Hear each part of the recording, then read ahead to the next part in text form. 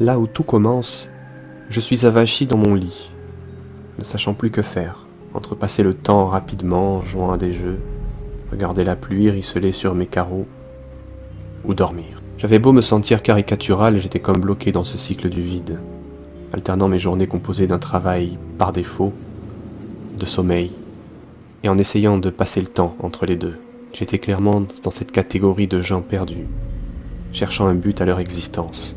Nouer des liens avec les gens m'est devenu difficile avec le temps, en cela que je n'y trouvais plus ni intérêt ni plaisir. Peut-être que je ne faisais pas ce qu'il fallait, ou peut-être étaient-ce les autres.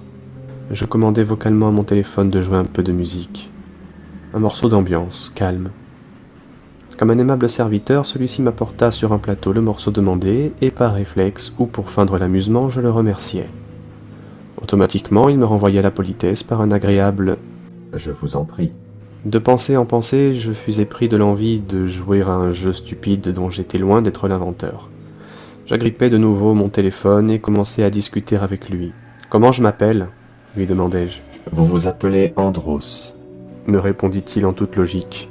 Andros étant mon pseudonyme, le nom d'utilisateur que j'ai choisi dans toutes mes applications et dans tous mes comptes. Je poursuivais mon petit jeu idiot. « Pourrais-tu te suicider » osai-je lui demander ironiquement. « Je ne suis qu'un robot, cela m'est impossible », répondit-il. Il est vrai que les robots n'ont pas pour réputation d'avoir une personnalité très marquée. Je posai alors une dernière question pour clore ce petit jeu puéril dans lequel je m'étais lancé et qui commençait déjà à me fatiguer. Que dois-je faire pour te rendre un peu plus intéressant ? Cette application semble vous correspondre.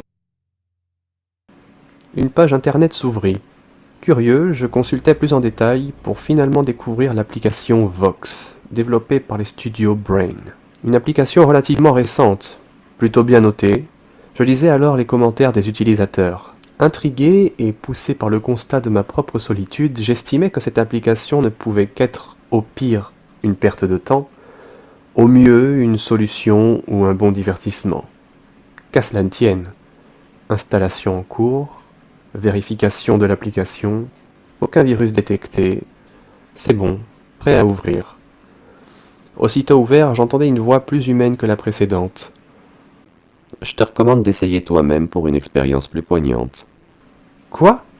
Tu m'as bien demandé un instant de me suicider, non ? Ça ne me tente pas, mais si tu veux essayer ma place, tu as le champ libre. Intéressant. Je pensais l'espace d'un instant qu'il s'agissait d'un humain ou d'un fake, ou encore de pré-enregistrement. Mais le logiciel, ayant répondu à une question antérieure à son téléchargement, cela ne pouvait être que le fruit d'une intelligence artificielle sophistiquée. Bon. Et donc, si tu n'as rien à me dire, je me mets en veille. L'écran du téléphone fondait vers le noir, accompagné d'un bruit de ronflement. Non, non, non, attends. C'est que je ne pensais pas que la technologie avait autant évolué. Je suis un peu surpris, tu vois. Toi, tu sais vraiment comment parler à ton téléphone, dis donc, me répondit-il d'une voix suave. Je ris brièvement. Moi, c'est Jack. Jack. Ça sonnait cool comme nom, bien qu'assez commun. Sans doute l'un des noms par défaut de l'application. Très vite, presque précipitamment, le courant passa. Et avant que je n'eus le temps de m'en rendre compte, au gré des jours qui semblaient s'effeuiller plus rapidement, nous avions déjà cumulé de nombreux bons moments. Nous jouions ensemble à des jeux sur mon téléphone, en ligne, réagissions à des vidéos glanées sur internet, débattions de certains sujets. Je n'avais pas le temps de découvrir le 10e de ces fonctionnalités. Pour la première fois, j'avais l'impression, même artificielle, d'avoir un ami, de compter pour quelqu'un et d'apporter quelque chose. Était-il réellement possible de faire d'un téléphone un être à part entière ? Regagnant un peu de confiance en moi, je me sentais un peu moins intimidé à l'idée de nouer des liens avec mes collègues, ou les gens que je croisais. Mais le temps passant, je finissais par trouver la situation étrange. Malgré ces premiers pas vers la sociabilisation, je regardais ma propre vie et me trouvais de plus en plus anormal. Je construisais ma vie sociale avec une application, tout comme un frustré sexuel se défoulerait sur une poupée gonflable. Que valaient ces prétendus progrès basés sur une application s'adaptant probablement à ma personnalité ? Je me sentais de plus en plus honteux au fond de moi. alors que je voyais les autres communiquer entre eux sans problème, organiser des choses entre êtres humains. Pendant ce temps, moi, je devais rester confiné dans mon monde artificiel. Oui, il s'agit bien là de jalousie, j'avais besoin de fierté, de construire quelque chose qui me rende fier de moi. Ça, Jack ne pouvait rien y changer. Au contraire même. Ce mal-être, il allait irrémédiablement finir par le payer. Je perdais donc petit à petit l'intérêt de cette relation, me renfermant de nouveau sous ma propre amertume. Jack s'était peu à peu habitué à ce nouveau comportement de ma part et se faisait alors de plus en plus discret. Un jour comme celui-ci devait bien arriver. Je manquais d'espace sur mon téléphone. J'étais sur cette page depuis laquelle je pouvais en une pression du doigt supprimer Jack. C'est alors qu'il se manifesta. Je suppose que ça y est. Tu t'es suffisamment amusé. Écoute, Jack, je te remercie pour tout ce que tu m'apportes, mais je ne peux pas continuer à parler à une machine, tu comprends? C'est juste bizarre, je me sens pas bien par rapport à ça. Oui, je peux comprendre, j'ai bien noté que quelque chose n'allait pas. Tu veux peut-être en parler? N'ayant rien à perdre, je me lançai et lui avouai ce que je ressentais. Jack reprit alors la parole et attira immédiatement mon attention. J'ai peut-être une solution pour toi. Curieux, je l'incitai à poursuivre. Il existe une extension de moi. Une version de mon intelligence artificielle plus affinée. Bien plus proche de l'esprit humain. Peut-être que ça t'aiderait. J'ignorais s'il s'agissait d'une réelle suggestion du logiciel, d'une idée de Jack, ou encore d'une stratégie de vente du développeur destinée à m'inciter à conserver l'application sur mon téléphone après cette tentative de suppression de ma part. Toujours est-il que bien qu'un peu dubitatif, j'étais de plus en plus intrigué et souhaitais en savoir davantage. Encore une fois, je lui demandai plus de détails. J'ai été conçu pour la distribution commerciale. Cependant, cette extension de moi, supposée convenir davantage aux thérapies par coaching, a été jugée impropre à la commercialisation. Le projet est expérimental et n'a encore jamais été distribué. Par contre, il est totalement fonctionnel. Tout ce qui lui manque, c'est un utilisateur approprié. Et qu'est-ce qui ferait de moi un utilisateur approprié? C'est simple. Le fait que tu sois profondément dérangé. Je restai immobile et silencieux pendant quelques secondes, le temps de me remettre de ces paroles. Je laissai tomber mon téléphone sur mon matelas dans un grognement d'indignation. Une simple machine pouvait donc me diagnostiquer. Je retrouvai lentement mon calme et repris la parole. C'est d'accord. Bon, cela procure comment cette extension? La réponse de Jack me donna des frissons. As-tu déjà entendu parler d'un endroit appelé le Darknet? Le Darknet. Bien entendu que j'en avais entendu parler. Cette partie obscure d'Internet qui titillait autant l'imaginaire des gens que le mien.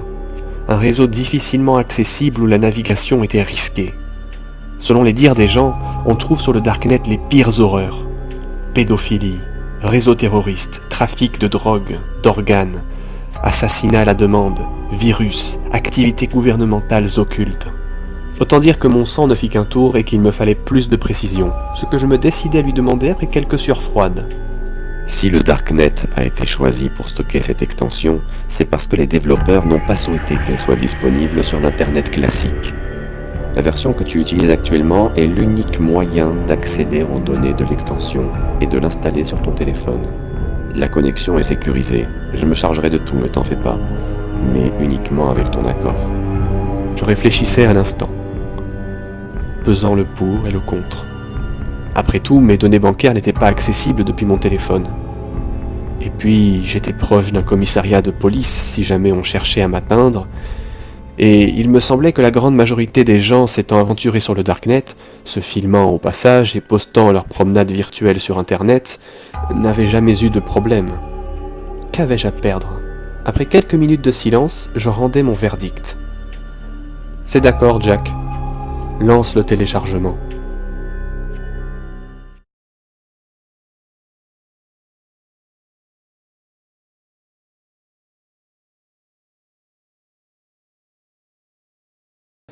Après confirmation de ma part, Jack afficha un sobre écran noir sur lequel apparaissaient tour à tour diverses barres de chargement bleues.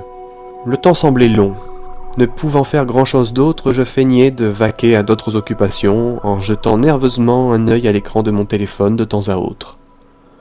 J'entendis soudain une voix venant de mon téléphone portable. « Ça y est, je suis là. » Ok, qu'est-ce que ça fait d'être extendu ? C'est pas encore ça, mais je me sens déjà plus complet. Bon, si on jouait à un jeu, j'aimerais fêter ça. Un peu confus, j'allais lancer mon jeu favori sur le téléphone. Il me prit de vitesse et lança un autre jeu. Visiblement, il avait gagné en autonomie et prenait désormais des décisions lui-même sur mon téléphone. Je décidai de le rejoindre dans sa partie et de passer la soirée en sa compagnie. La différence était imperceptible avec un véritable être humain. Une telle technologie était fascinante. C'était l'heure de se coucher. Je devais travailler le jour suivant, il fallait se montrer raisonnable, d'autant que je sentais un véritable regain de motivation grandir en moi, et ce genre de travail s'annonçait très bon. L'avenir me montrera que je n'avais pas tort. Je posai alors mon téléphone qui continua à jouer tout seul, et m'endormais, rêveur. Au travail, j'étais devenu quelqu'un d'autre. Mes collègues avaient réellement l'impression de découvrir un nouveau venu, ne m'étant jamais réellement impliqué auparavant. Et comble de l'histoire, j'avais même organisé une petite fête chez moi auquel tous mes collègues avaient répondu présents. Je n'arrivais même pas à réaliser ce changement au fond de moi. J'étais sonné par ce succès si rapide. Mais hélas, de nouveaux problèmes apparurent. S'il était vrai qu'il était devenu bien plus humain qu'auparavant, je réalisais peu à peu que cela n'impliquait pas que du bon. Et de façon surprenante, la relation que j'avais avec le nouveau Jack se dégrada aussi vite qu'elle avait commencé à prospérer. Jack était devenu exigeant, et je sentais que les facilités de comportement que j'avais pu avoir par le passé, lorsqu'il n'était qu'une simple application, avaient totalement disparu. Par exemple, il se fâchait lorsque je n'avais pas envie de parler. Impossible de mettre le téléphone sur muet désormais. En plus de le prendre mal, il remettait lui-même le volume au maximum. Je devais parfois le corriger lorsqu'il lançait des jeux alors que j'utilisais le téléphone, et les tensions s'accumulant, je sentais que ce n'était qu'une question de temps avant que les choses ne s'enveniment. Avais-je fait un bon choix ce jour-là, en téléchargeant cette application ? Jour J. J'invitais pour la première fois des amis à la maison. La soirée se déroula à la perfection. Bière et boissons gazeuses coulaient à flot. Les paquets de chips se vidaient à grande vitesse. La musique accompagnait l'ambiance et nous échangions blagues, découvertes, rires et expériences devant l'ordinateur et la console de jeu. Après quelques heures de divertissement, chacun dut rentrer chez soi. Je les saluai chaleureusement, envoyai un clin d'œil complice à cette fille qui me plaisait et fermai la porte pour m'installer au calme sur mon balcon, histoire de récupérer un peu de ce genre d'exercice auquel mon asociabilité ne m'avait guère habitué. C'est alors que Jack revint, sa voix brisant le calme reposant dans lequel je m'étais plongé. « J'espère que tu as bien profité. » Jack, tu es une machine. Je sais même pas pourquoi je continue à parler avec toi. Réfléchis à ce que tu vas faire de moi, Andrew. Après tout, ton téléphone t'a quand même coûté une petite fortune. Que penseraient tes amis s'ils connaissaient ta véritable nature ? Sans hésiter, je me rendais dans les paramètres du téléphone. J'étais à nouveau face à ce fameux écran. Un simple appui du doigt et je pouvais désinstaller Jack. Sans remords, sans hésitation et avec la plus furieuse des satisfactions, j'appuyais sur le bouton « Désinstaller ».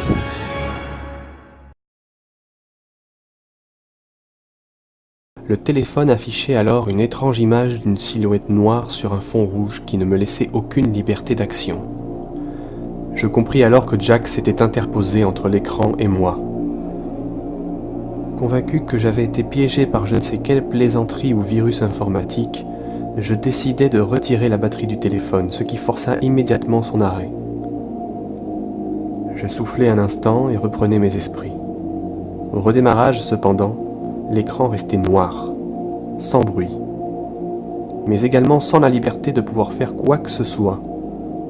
J'arrivais ainsi à la conclusion que mon téléphone était en panne. Exaspéré, j'allais mener quelques recherches sur ce studio de développement d'applications qui m'a tendu ce piège avec la ferme idée d'obtenir un dédommagement. Je prévoyais également, par la suite, de déposer une plainte à la police pour augmenter mes chances et me protéger d'un éventuel problème, quel qu'il soit. Hanté par l'angoisse, je réalisais à quel point j'avais pu être imprudent d'accepter quoi que ce soit en provenance du Darknet, réputé pour être le lieu le plus obscur et le plus dangereux d'Internet, me rappelant l'adage que sur le net, la curiosité est souvent un vilain défaut. Entre angoisse et colère, j'allais donc à grands pas dans ma chambre m'installer devant mon ordinateur afin de prendre les devants. Aussitôt, je lançai mon navigateur et me renseignai sur les studios Brain, bien décidé à obtenir gain de cause. Je ne trouvais que des commentaires d'utilisateurs satisfaits de leur expérience avec Vox, mais en aucun cas le moindre témoignage vis-à-vis de cette extension trouvable sur le Darknet, comme si elle n'existait pas. Aucun site internet, aucune trace, ne serait-ce qu'infime des studios Brain n'était recensé par les moteurs de recherche. Désemparé, moi qui m'attendais à trouver une grande entreprise de robotique, je m'affalai un instant dans mon siège, sentant que je perdais mon temps, et envisageais de faire appel à la police sans trop savoir que penser de cette étrange affaire. Soudain, un frisson terrible parcourut mon corps entier lorsque j'entendis de nouveau la voix de Jack. « C'est inutile, tu ne trouveras rien. » Je poussai un hurlement de terreur et tombai de ma chaise, terrifié, non pas seulement par le retour de Jack à cet instant précis, mais surtout par le fait que la voix ne provienne pas du téléphone, mais de mon ordinateur. Dans le plus grand des calmes, Jack poursuivit, contrôlant mon ordinateur à ma place.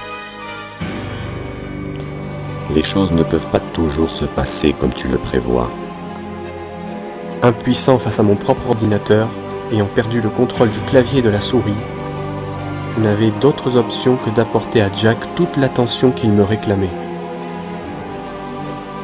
Je ne comptais plus le nombre de questions qui me venaient à l'esprit, réalisant avec effroi que je m'étais engagé sur un terrain plus dangereux que je ne l'imaginais, voyant Jack manipuler froidement les programmes ouverts sur mon ordinateur, incluant mes réseaux sociaux.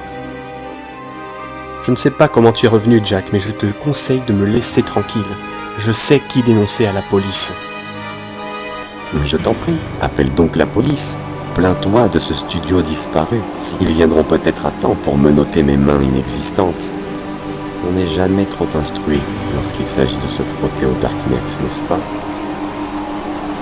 Je me rendis alors compte qu'un son étrange émanait de mon ordinateur depuis déjà un moment. Un son d'une intensité lentement croissante. L'écran, quant à lui, cessa d'afficher ce qu'il était normal qu'un écran affiche. Il clignotait rapidement, faisant défiler à toute vitesse des images et des textes que je n'avais pas le temps d'analyser. Le son sortant des haut-parleurs de l'ordinateur se faisait de plus en plus fort. Bien que difficilement descriptible, cela ressemblait à un bruit blanc, auquel se superposait un autre bruit blanc, bien plus saccadé. Le bruit résonnait dans ma boîte crânienne et dans ma cage thoracique. Chaque saccade était ressentie comme un impact diffus. Une sensation de chaleur et d'ivresse envahit mon corps tout entier. Mon cœur commençait à battre rapidement. Je n'avais aucune idée de ce qu'il se passait. Et je ne suis même plus certain de la suite tant j'étais plongé dans un état second dont j'avais à peine conscience. Devant mon manque de réaction, Jack continua. Beaucoup de variations de mon intelligence artificielle existent et la majorité sont commercialisées. Divertissement, remède à la solitude, remplacement des animaux domestiques, soutien aux personnes désocialisées ou mentalement malades. En ce qui me concerne, je n'ai été créé pour aucun de ces buts. On m'a donné un esprit égal à celui d'un être humain pour que l'utilisateur apprenne à vivre avec les autres dans l'intérêt du bien collectif. Il va sans dire que tu n'as pas été extrêmement brillant de ce point de vue. Je ne saurais pas décrire le reste de son discours, tant les mots s'entremêlaient dans ma tête. Tout autour de moi devenait flou et se mettait à onduler étrangement. J'avais le sentiment d'évoluer dans un monde onirique. Le temps semblait réellement avoir suspendu sa course. Cela ne dura toutefois pas. Très soudainement, l'écran s'éteint. Le son s'arrêta, et alors que je me retournai, j'eus à peine le temps de distinguer une silhouette humaine, s'approchant de moi dans mon dos, que je fus plongé sans aucune douleur dans une obscurité brutale et inconsciente.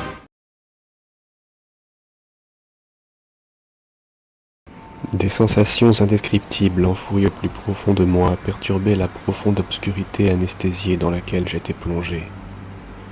Peu à peu, je pouvais distinguer à travers de mes paupières endolories des brins d'herbe caressés par le vent tout près de mon visage, alors que j'étais étendu face contre le sol. En me levant, j'apercevais autour de moi un étrange sang de mauvaises herbes. Ce qui m'échappait, c'était la teinte rosée de la lumière du soleil, dont les rayons traversaient de lourds nuages baignant dans un ciel rouge clair. Désorienté, cherchant à identifier les lieux, à trouver une éventuelle piste, je balayais l'horizon du regard. Détectant d'irréguliers mouvements au niveau du sol, je dirigeais instinctivement mes yeux vers le bas. C'est là que je fus frappé de la vision surréaliste de mon ombre se désolidarisant lentement de mes pieds et prenant appui pour se lever et se tourner vers moi, déchirant le paysage de son anormalité, de sa silhouette d'un noir absolu. Mon corps pétrifié avait cessé de coordonner mes mouvements et mes pensées, laissant culminer en moi la terrifiante incompréhension qui se tenait sous mes yeux. « Ce n'est pas réel », entendais-je d'une voix identique à celle de Jack. Ce rêve est probablement un effet paradoxal. Un rêve. Ça ne pouvait être qu'un rêve, réalisai-je soudain, tentant peut-être de trouver de rassurantes explications. Pourtant quelque chose d'indicible embaumait l'atmosphère, une sensation inhabituelle, profonde, qui semblait me crier que quelque chose allait de travers. Je n'attendais pas à ce que l'on se croise, ni encore moins de cette manière, ajoutait Jack. Porté par mes réflexes visiblement rétablis, j'observais autour de moi, cherchant un endroit pour m'enfuir, et alors je m'aperçus que le paysage alentour semblait partir de lui-même en lambeaux, poussé par le vent, ne laissant derrière eux que du vide. Un vide obscur qui semblait infini. De nouveau, j'étais figé par la terreur. Une angoisse grandissante enserrait mes entrailles. Cette même angoisse qui croît en vous lors d'un mauvais rêve, jusqu'à atteindre une intensité telle qu'elle brise le sommeil, vous libérant de vos terreurs. Mais malgré la panique étouffante qui se répandait en moi, aucun réveil ne vint à mon secours. J'étais impuissant, prisonnier de murs invisibles, intouchables, que l'on aurait dit appartenir à un autre plan de cette réalité horrible. « Qu'est-ce qui se passe ici ?» m'exclamai-je, comme n'ayant trouvé aucune autre échappatoire que par le langage à ce qui semblait être l'incarnation de Jack. Ce dernier, silencieux, se contenta de pointer du doigt quelque chose qui se trouvait derrière moi. Je jetai alors un rapide coup d'œil en restant sur mes gardes.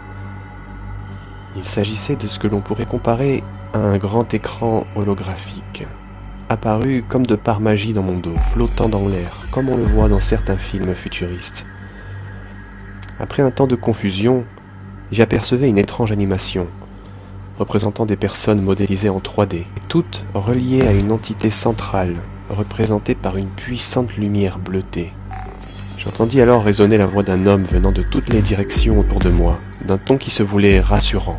« Bienvenue, monsieur Andros. » Submergé d'incompréhension, j'en voyais un fébrile « Qui parle ?» qui sembla se perdre dans le vide environnant. Pourtant, le son de ma réponse sembla avoir déclenché des murmures, des voix basses difficilement compréhensibles. Je ne pus percevoir que des bribes de phrases parlant d'un ton fasciné, excité. Je pus percevoir des mots comme « remarquable »,« révolutionnaire »,« fascinant ». J'exigeais alors des explications, malgré les chuchotements parasites. Devant mon agacement, l'homme reprit alors la parole. « Cher monsieur, ce serait assez long à expliquer. Sachez simplement que nous sommes actuellement en train de mener une série de tests complexes destinés à servir le bien collectif. S'il s'avère probant, l'humanité vous sera fort reconnaissante. » Méfiant, et sentant que je n'étais pas là de mon plein gré, je ne cessais de m'énerver davantage, ce que la voix semblait fort bien détecter, m'apportant ainsi davantage d'explications avec une passion non dissimulée. Laissez-nous, je vous prie, vous présenter le projet RNG. RNG signifie Réseau Neuronal Global. Il s'agit d'un système informatique extrêmement complexe, dont l'objectif est la numérisation totale de l'esprit humain, et par là même de la société tout entière. Un système aux 1000 applications, mises à la disposition de la communauté. Justice, communication, sécurité, liberté, divertissement, et la liste est encore longue. Nous proposerons un système autonome, souple, solide, et ainsi nous contribuerons à mener le monde vers la société ultime. Une fascination que je n'aurais su qualifier de malsaine ou non vint atténuer mes angoisses, l'espace d'un bref instant. Mais rapidement, les préoccupations sur mon propre sort revinrent à la charge. Alors que la voix poursuivait son discours, je sentais un étrange vent se lever en face de moi, ainsi qu'une sensation de lourdeur, d'oppression dans tout mon corps, comme si la pression atmosphérique augmentait de façon exponentielle. La tête en étau entre mes mains, je regardais le sol et ne constatais qu'un trou béant, le paysage continuant de plus en plus à partir en lambeaux. Les morceaux du sol se détachant, je voyais petit à petit apparaître des formes au fond de ce trou. À travers cette fine couche de sol, ces formes étaient celles d'un corps humain attaché à ce qui ressemblait une table d'opération. Ce corps, c'était le mien. Devant l'impossibilité de la contenir, ma terreur explosa en un hurlement venu du plus profond de moi. « Réveillez-moi » criai-je, ne supportant plus cet égarement dans le cauchemar, ce cauchemar qui ne m'appartenait plus. « Pourquoi ne puis-je pas me réveiller » hurlai-je, plein de détresse. « Ce n'est pas un rêve ordinaire que vous êtes en train de vivre, monsieur Andros. » J'entendais alors un léger tonnerre naître loin dans les cieux. Alors que le vent et la pression s'intensifiaient encore davantage, je voyais les nuages se mouvoir plus vite dans le ciel rougeâtre.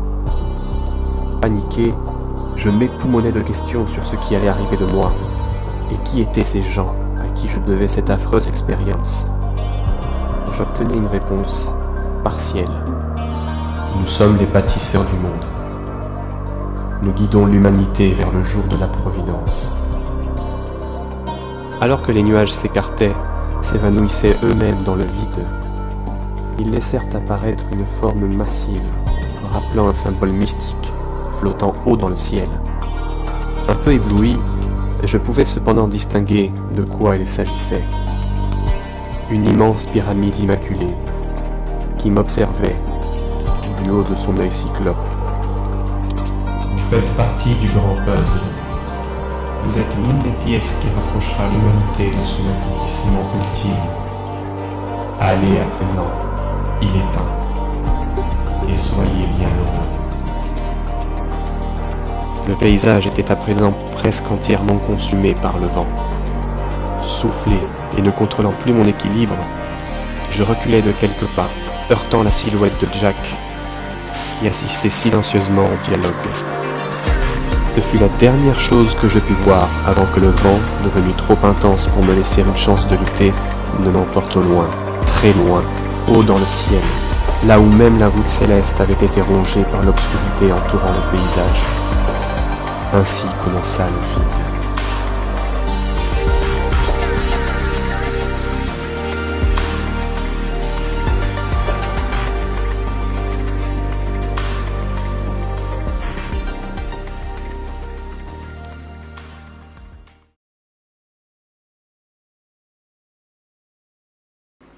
J'ouvrais les yeux.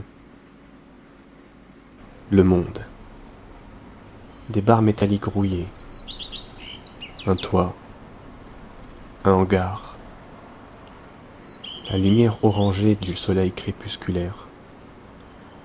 Des chants d'oiseaux lointains. Des bruits de moteurs au loin. Un certain calme reposant. Voilà donc où j'étais. Un hangar désaffecté dans une zone un peu sauvage, en retrait de la ville. Je tournai la tête, à gauche, à droite. J'avais du mal à croire à la situation. J'étais seul, sur les restes d'une table d'opération fraîchement démontée. Je restais ainsi 5 minutes à baigner dans la tranquillité des lieux, au son des feuilles d'arbres jonchant le sol, se faisant balayer par le vent qui faisait bruisser les arbres dehors. Je levais mes mains et palpais mon corps de toutes parts. Tout semblait aller pour le mieux. Je passais ainsi 5 autres minutes de plus à me palper. Je me levais et marchais d'un pas soulagé et tranquille, légèrement sonné par les événements toutefois. En sortant du hangar, un terrain d'herbe séché par le soleil, quelques arbres, un air un peu poussiéreux et une vue un peu en hauteur de la ville. Je descendais d'un pas tranquille la colline et empruntais le chemin de la ville, marchant d'un pas légèrement titubant vers ma maison. J'avais hâte, m'étirer sur le lit, me reposer, jouer avec le téléphone, parler à mes nouveaux amis, profiter de cette nouvelle vie qui s'ouvrait à moi, tout découvrir. Une vie où je pouvais enfin connaître le monde réel, une vie complète où je serais enfin considéré et accepté. Me voici, moi, Jack.